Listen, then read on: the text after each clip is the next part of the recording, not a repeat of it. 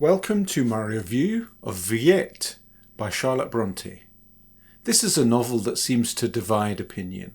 Many readers consider it to be Charlotte Bronte's masterwork.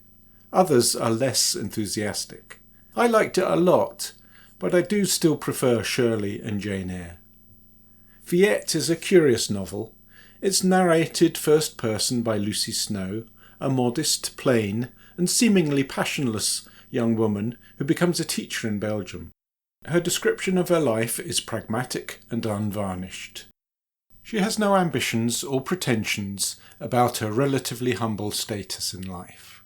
But as the story develops, we begin to understand that Lucy is suppressing her feelings, and about halfway through, those emotions begin to seep through into her consciousness, causing her some mental anguish. In fact, the first-person description of mental turmoil must have been a bold thing for a Victorian author to undertake. Slowly we realise that Lucy is in love, but it's not clear that the object of her regard considers her anything more than a friend.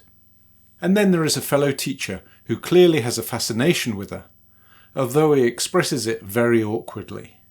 It's an intriguing novel. The pace is slow and the writing style matter-of-fact. But the character of Lucy is engaging, and her dry wit is often funny. Gradually the book pulls you in. It takes a long time for the passion to build, but you get to a point where you just have to know how things will turn out for Lucy. And that ending will stay with me for a long time. For me, this is not Charlotte Bronte's masterpiece. The delivery is a little too passionless for that. Both Shirley and Jane Eyre have more energy about them.